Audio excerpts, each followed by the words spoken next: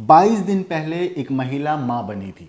उसने एक बच्चे को जन्म दिया था, लेकिन पति पत्नी के बीच में अनबन काफी दिनों से चल रही थी। पति पत्नी के बीच में आए दिन छोटी छोटी बातों को लेकर झगड़ा हुआ करता था और एक दिन ये झगड़ा इस हद तक बढ़ गया कि जो महिला थी उसने अपने पति को हथौड़े से मारकर उसकी जान ले ली।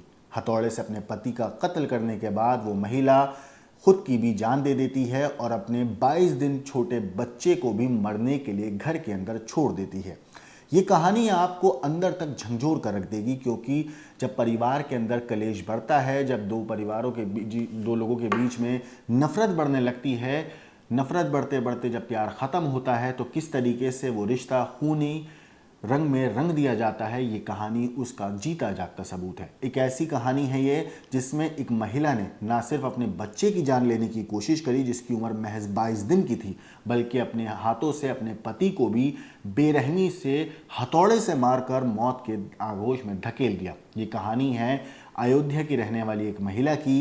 ये कहानी है उस कत्ल की जिसमें एक पत्नी ने अपने हाथों अपने अपने पति को मारा और अपने बेटे को 22 दिन छोटे बच्चे को मरने के लिए घर के अंदर ताले में बंद कर चली गई और खुद की भी अपनी जान दे दी। नमस्कार दोस्तों, मेरा नाम है मोहम्मद आसिम और आप देख रहे हैं क्राइम तक।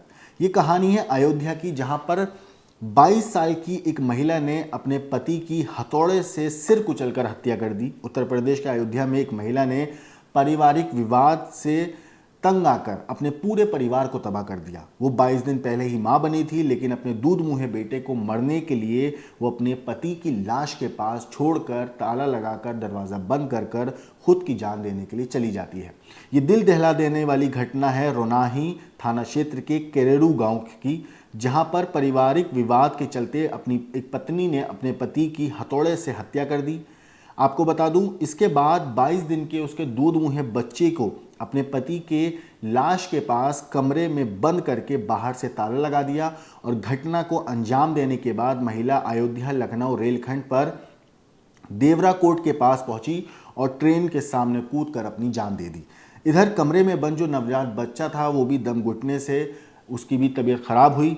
अयोध्या में 22 साल की इस पत्नी ने अपने पति की हथौड़े से पहले कुचलकर हत्या करी, फिर खुद को ट्रेन के सामने कूदकर जान दे दी। आपको बता दूं, ये पूरी की पूरी जो वारदात है ये है गुरुवार के दिन पुलिस ने महिला की शिनाख्त करी और रात में तकरीबन 8:30 बजे पुलिस ने ये मामला दर्ज किया और इस मामले की जानकारी देने उसके परिवार पहुंचे। लेकिन जब दरवाजे के पास पहुंचे तो देखा जो घर का मेन डोर था वो तो खुला हुआ था, लेकिन घर के अंदर जो दरवाज़ा था उस पर ताला लगा हुआ था। पुलिस ने ताला तोड़ा और अंदर गई।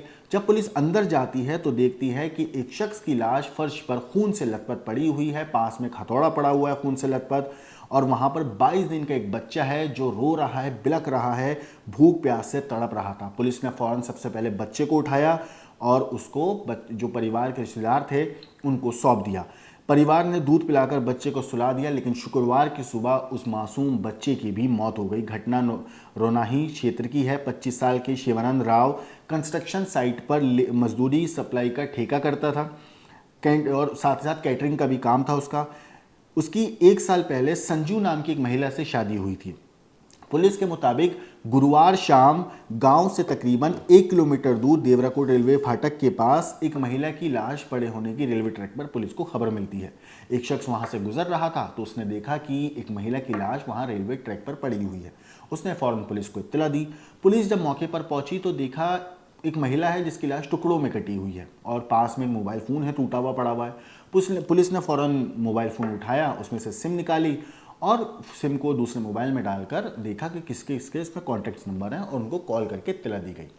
इसके बाद पुलिस ने पता चला कि जो महिला है उसकी पहचान शिवानंद की पत्नी संजू के रूप में हुई है। लाश को पोस्टमार्टम के लिए भेजने के बाद पुलिस टीम महिला के घर इत्तला देने पहुंची, लेकिन घर का जो मेन गेट था वो तो खुला हुआ था। घर के अंदर जाने का जो एक दूसरा कमरा था उसके कमरे के दरवाजे पर ताला लगा हुआ था। तब तक आसपास के लोग भी वहां पहुंच चुके थे, क्योंकि पुलिस जब गाड़ी से वहां पहुंची तो गांव के लोग सब इकट्ठा हो गए और गांव वालों की मौजूदगी में जब दरवाजे को तोड़ा गया, ताले को तोड़कर जब अंदर दाखिल हुए पुलिस, तो पुलिस के भी पैरों तले जमीन खिसक गई थी, क्योंकि उस कमरे के अंदर एक खून से लथपथ लाश पड़ी हुई थी जिसके सर को बेरहमी से हथौड़े से कुचला गया था, जिसका भेजा जो है हथौड़े से कुचल कर बाहर निकाल दिया गया था।